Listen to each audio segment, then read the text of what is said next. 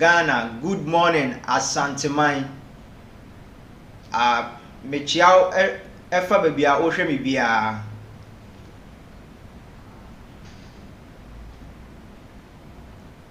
Ene anope so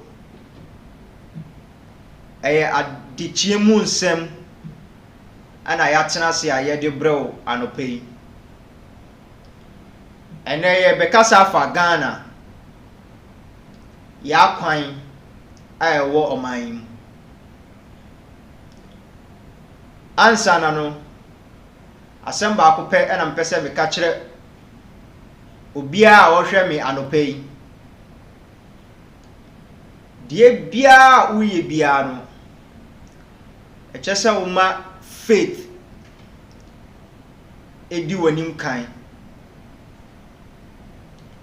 Ubi bia wo ye ekyesa wo ma faith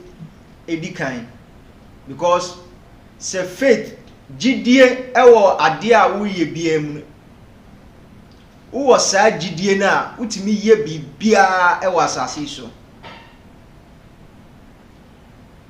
Anope faith ana me kire se wo gidie enidaso ewo bibi mu a ade bia wo ye bia no ekonanim.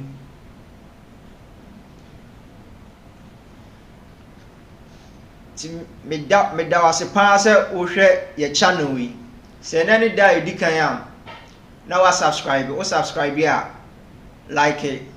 comment na share na afoforo so enye bi enhwe. Anope Ghana ho nkomo na ye bedi. Say over the week, last week ye wo fanom ye papa nom a omo cry so omo kwa adwuma ba eso so omo bai na omo fun na ye de ba. Say Friday no the president the other 6 people and omoka 2 Muslims no na yakope omo krabia fefefe ebie mesama abusuafo ne oman Ghana nyina shedding ene yako. Truly omo ye heroes, because no more ye adwuma ma oman Ghana ana aturenchim we eto. Nti eneso so ye bekasa afa ya kwan me pe aban ko eso so always be an ya kwan de tia ne tie day in day out every 4 years be a to aban foforo eba different aban so esa aba eso so ya kwan de tia ne tie me pe a party bi obeka se party A ebeye we by manifesto ensema me chirogu manifesto no me ja me dia to na ma ye party A die wie ansana ma beye me die me pe party ana se government ba kwa obedi sa adwuma no ama oman Ghana as a nation ye kwa yenim ana se ye tesan dia ye nananom eye to ho no eno ne ye disu ana se bibi fufuro ana yakofa ye mpanifo aya mutukwan ekọ amanone enti mukoba dia se de hosi tie no saa na mode beye yeman mokwa akwan ahodo ene enema ahodo a muhu ewo nkrofo aman so no saa ebi pepepe ana mode beye yeman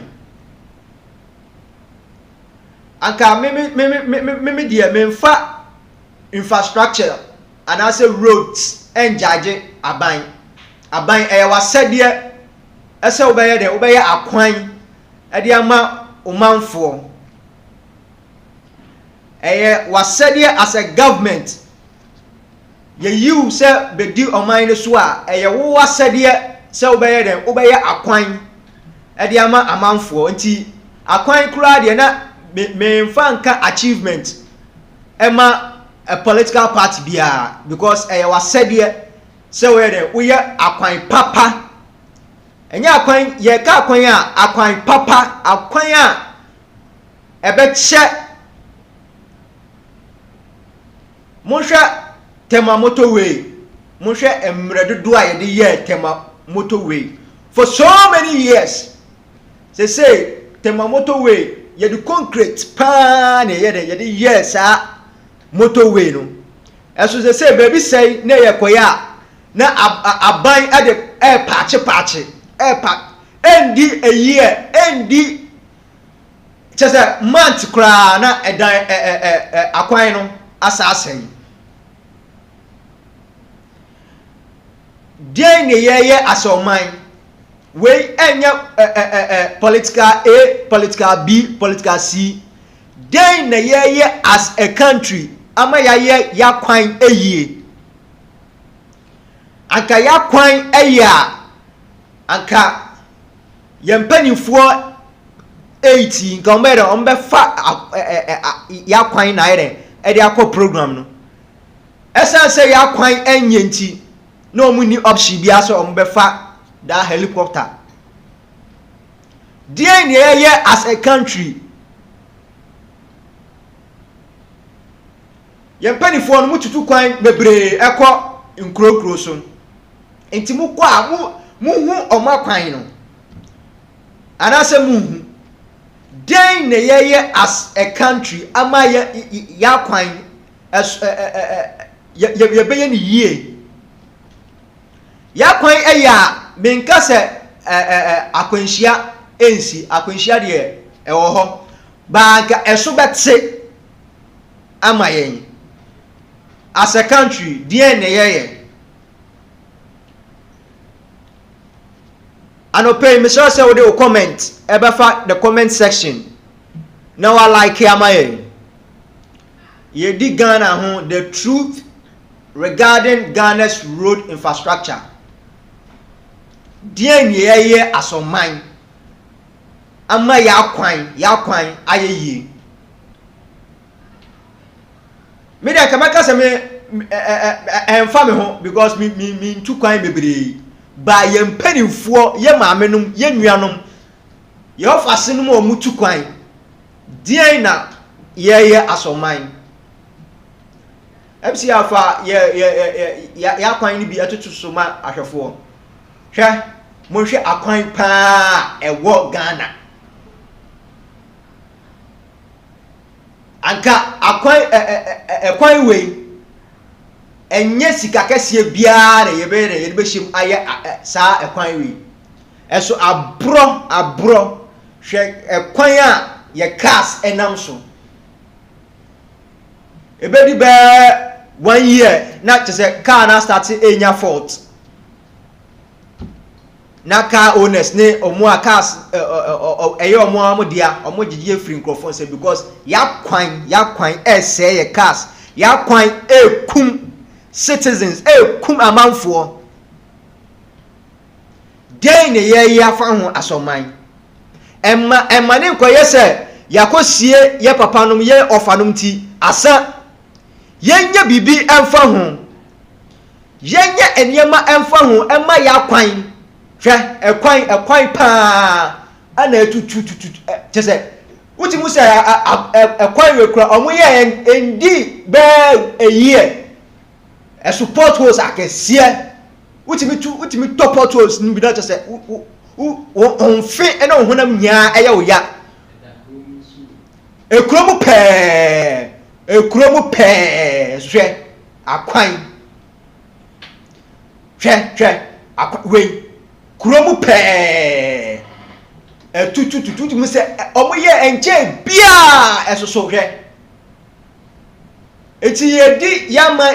oman abro anase ye oman iye enchirima we ni ye di ja omo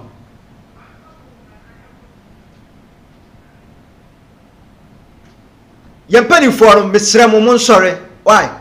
because eniema ekoso no ye se yema third party meka ho dia ye bebo de roma third party abeka ho because very very bad as of mine ya kwan bia ni wa eye ombetima ya kwan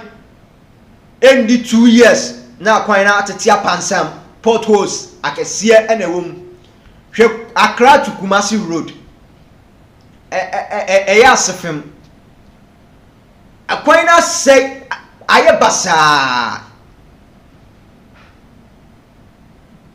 Ministry of Roads and Highways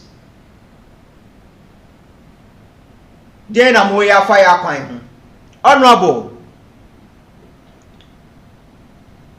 Kwame Agoza honorable oba ye nche anamo ben na watutu afa ya kwan ho den na oye afa ya kwan ho den na beye amama for the right people aye ya kwan. Ministry of Highways anope me chiamo den ye asoman honorable minister o ba no o say o be hwe ama ya kwan a atetia pansam wa ye ni ye o say akwan bia the previous party ere eja to ho o be hwe aye ni ye honorable yabaka say o nche bia sa eso mesraw di ubosha so bosha o share o mind say o ba aba be ye yakwan yie honorable so obedi sa bosha ni so because yakwan kum enkrofo you share the number of road accidents at SCCR na very very very sad ni nya yakwan anka yakwan anka accident mebrebe no nka eso be braf ase ka be bafom na so esan say yakwan enyenti be bia te say be montemu brono so akwan enye die ne ye yafa ho hwe opiani a wire wakọ afuom a okofie because yakwan enyenti ne niema okodo enya enya na egu nsuo ni yakwan enye akwan we obekọ yemfa Burkina ase ya anya mfanto unhu sa akwan we bi sesei ewo Burkina always bia ye read budget ye de akwan eso aban beba aban bekọ de tia ne tie den ye asoman den ene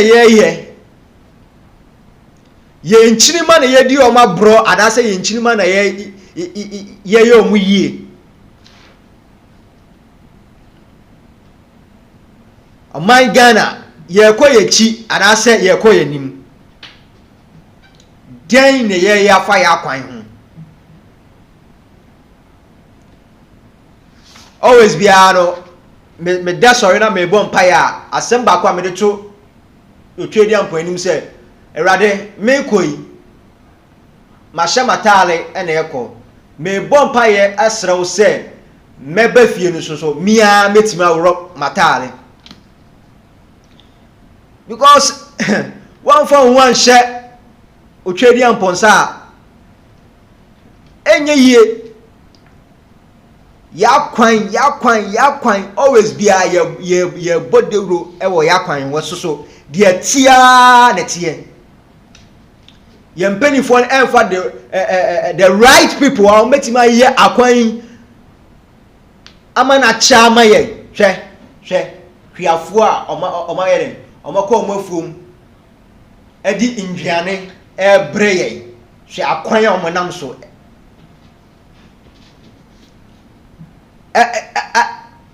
just a bad sakura ma kuayo kura eye den because me be ye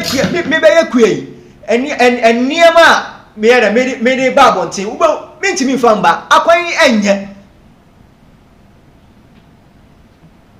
yempelifo yi because omu sika ombedi befa plane omu mmo omani enko ya kwan ho ya kwan omu ma omani enko ho hwe akwan road pa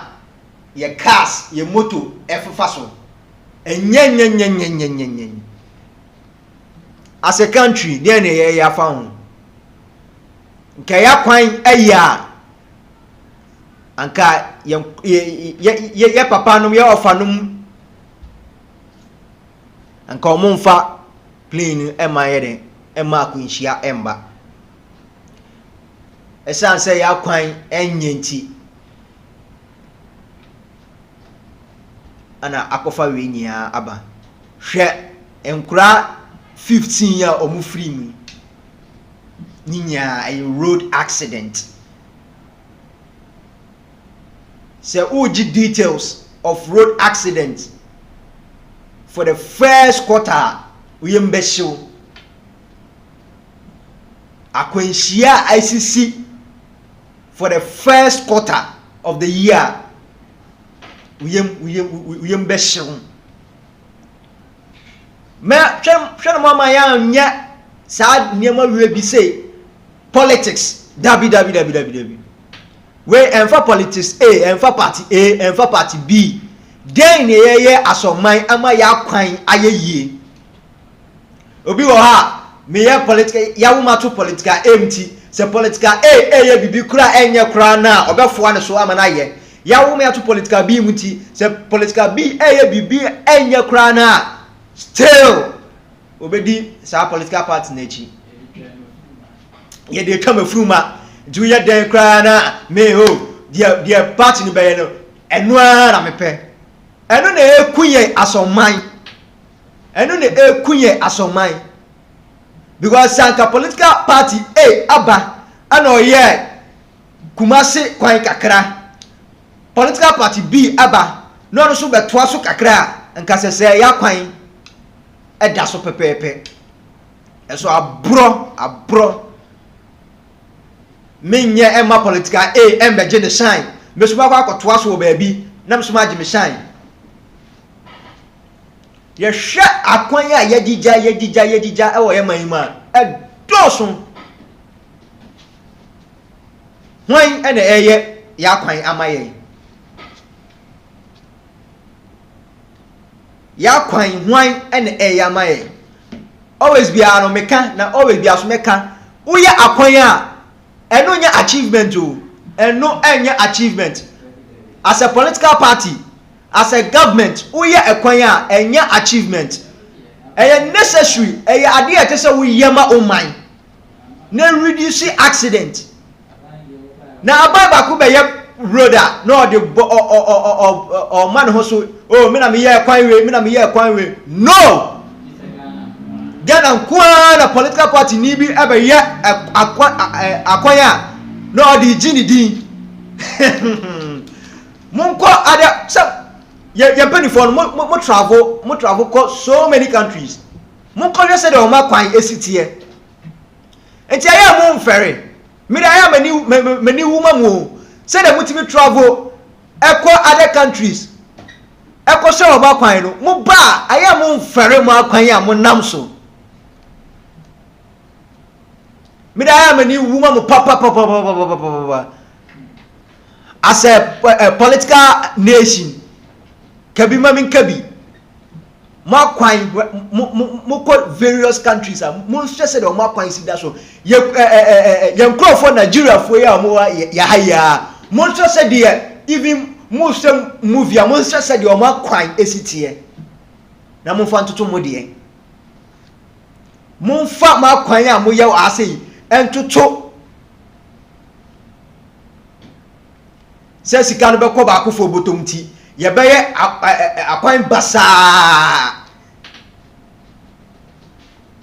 amoka be 1 week ambe den ombe gianti yenya akwan no basa ma omo ye ka pram ye de boko kogu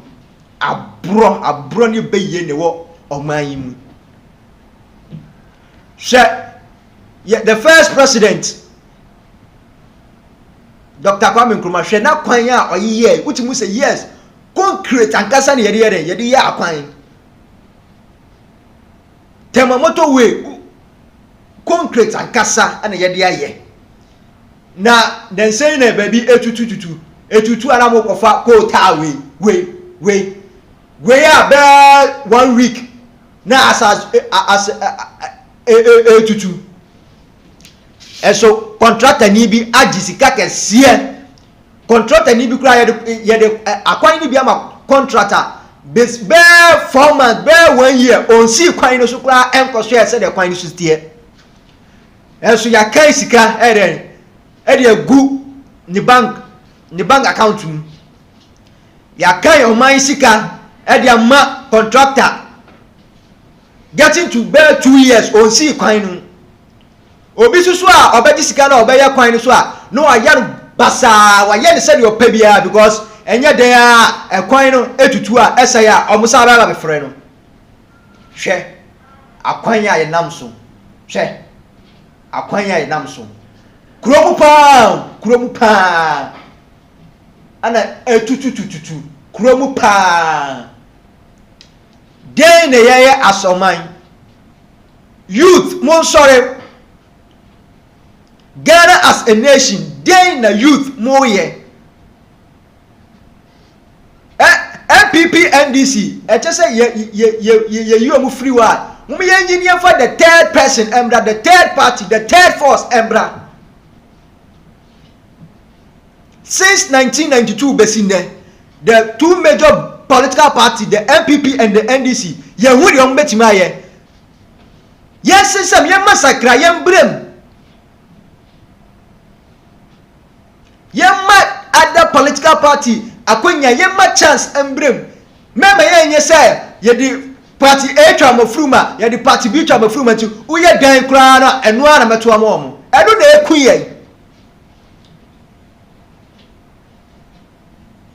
na ekuye as a mind eno na ekuye as a nation den na ye ya fa ho emaburu mun sorry because they say baby our mind economy is very very pathetic day in day out utie the number of accidents akwensia ekoso ewo yeman mu a very very sad as a country yempani fo mutu kwan yo mukọ enkrofo close wa enti aya enya mu fe mo nso se de mo ye mo kro de ne ye as youth ebebunu de na mo ye party A party B for the past 30 something years yehudi omaye ye advocating for the third force no mu who say yes bibi ewo ho you hoping for advocating for the third party because edidi omutirim say so ye den ya MPP NDC omo na ye beto omo amunti akwan tantan na omba ya maye endi 1 year endi 2 years na akwan na start tutu as a youth there na wo ya fa ho day in day out ye tu kwan ye travel ko Nkrofo close on. Then we are after our roads. Yan come my political party bia because we are acquire enough achievement as a political party. E this we are now we are the papem. Share acquire in Amazon.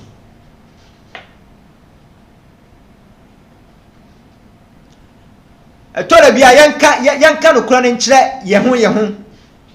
hia ye ho a yanka no kura ne nkyere ye ho se enye very bad ye politicians sika no kwa na munim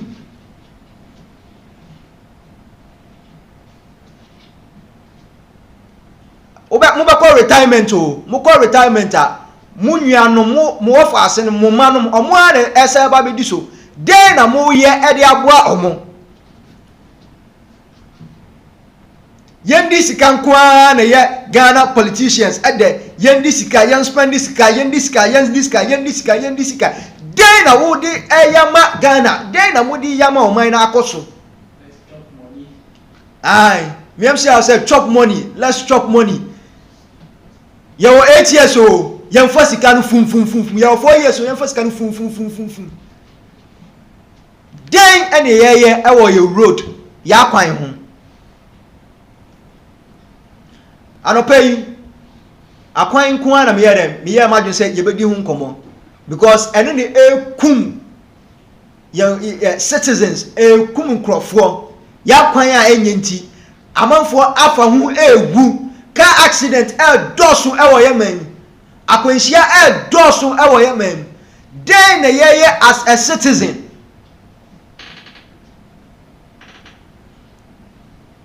den ene ye as a citizen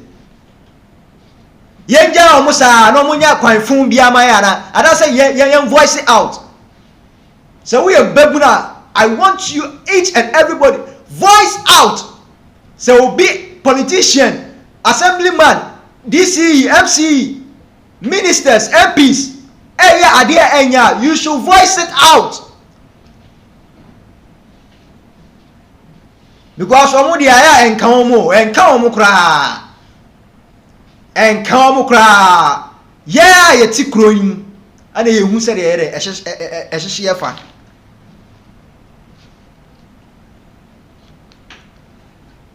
yeah ye wo krom ana ye hu bra ye bre e wa kwanhia ho den ni ye ya fa ho den ne ye ya ye be ya e betima boa a release road accident den ni ye betima ye ya kwan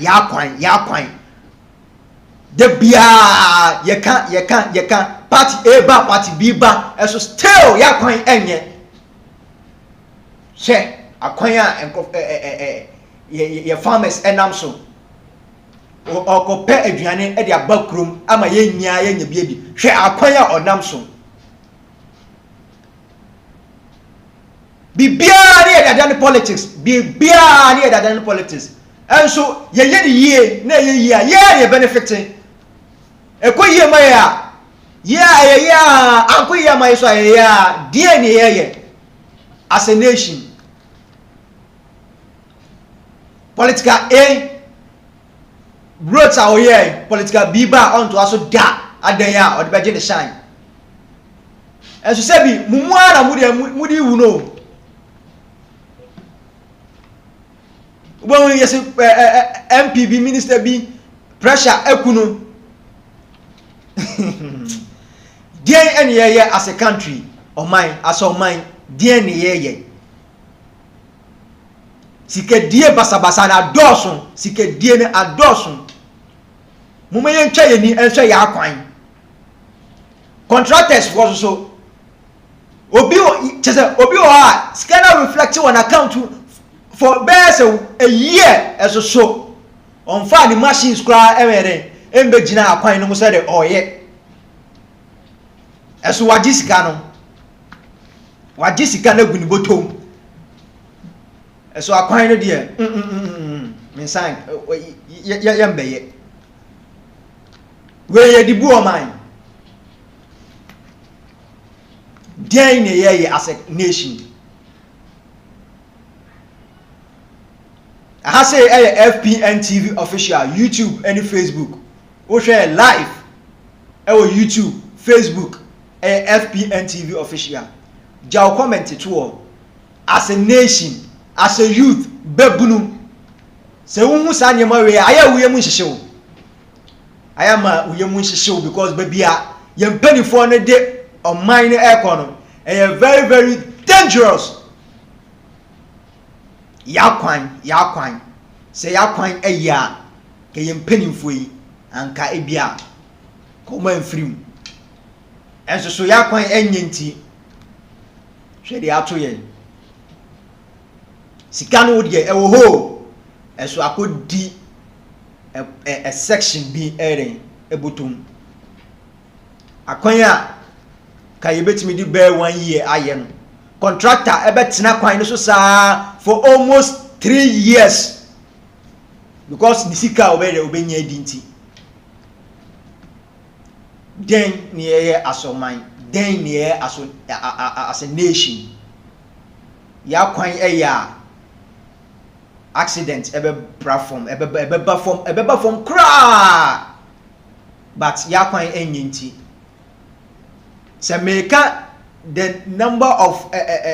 encrofo mewu through accident from January to August year we ambashion then near as a nation we yan kase political A political B wo enemy den eneyeye den ne yebetima ye ama ya kwan ache amaye say obi ya kwan a be and this 6 months kra na kwan na start etutu den eneye nyemfa obetimi do comment eja comment e Facebook FPNTV official, YouTube FPNTV official. Then any ya ma politics edidi ye trima ma ye hu politics na edidi ye trim enti party ya dia enye ya be kakra na me ye the member nti no way menka me ye political B member nti no way menka eso ne ekuye die ne ye say obi efri Kumasi eko Accra eba Kumasi ya na ne yem hyehye no because ya kwan enye so ufri Kumasi eko Accra ufri Accra eba Kumasi a ubedura na wada onyam yase wadi 100 years she kani bi na akwhye ho no ya kwan ye bai akwan mu a ye bai mu a anka we mu nya se nka emba ye baba ya kwan mu a anka sede uhunu wo ye screen so nka NC ye panifo mutu kwan yo enti mutu kwan aye mukwa enyam fe mukwa enkrofo close wa enyam fe mu hu sede o musi ye o kwan never be compare with the enam sika wo bedie enti wo be ya no biara basa bia to ama oh mo yenye ni sei jai ye kwa o mbeka sasa o mbejai ai o mo kaka o mbejai yenye ni sei mo 50 cedis ye for 20 ye for 30 no ye for choke abro selfish interest. Tiama die ni enya ema ye roads enye ye. Honorable Minister, ube din komo mebre se wo 10 ni die ube hwe ama ya kwan ni nya the previous government eye ni nya obe to aso obo hye no udi so akwan ahe na obai was starting any contractors aiding komo because previous government no omagija akwan ni bia to ho uni contractors asia muni omadin komo braben na omo ba akwan ni so braben na ya kwan omo ba ababaye ni yie enya office trankwa na chese wo ye minister o echese wo su yere usi form ehwe akwan a wo di ama contractors no usi for uko grounds ekore so omo ye na omo ye no so omo ye ni yie enya se wo tena office no nko a si ground ko grounds akwan bia amudi ama contractors muhu mo hwe so omo ye ni yie ala se omo ye ni yie always bia ye kan ye de your first president Dr. Kwame Nkrumah eyem fato hwe akwan a oye tema motorway always be a me the motorway na here example for so many years and no na use ya ba use wa NSEM ya baby kakra bi e sha ase here etutu mo de patch eco patch ND 1 week na masa aqua grounds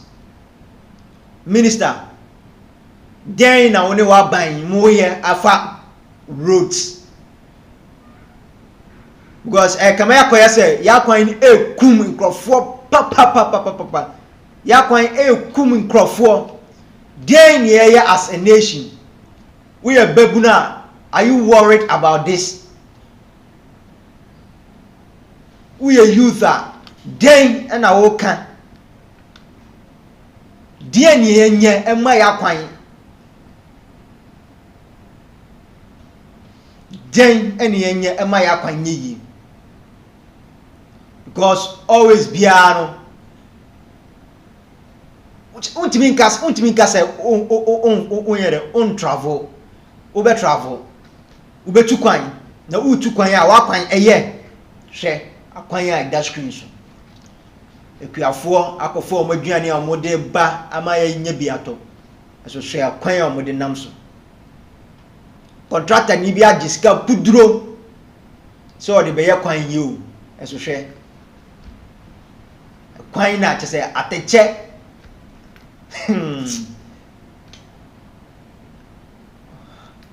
mami fancy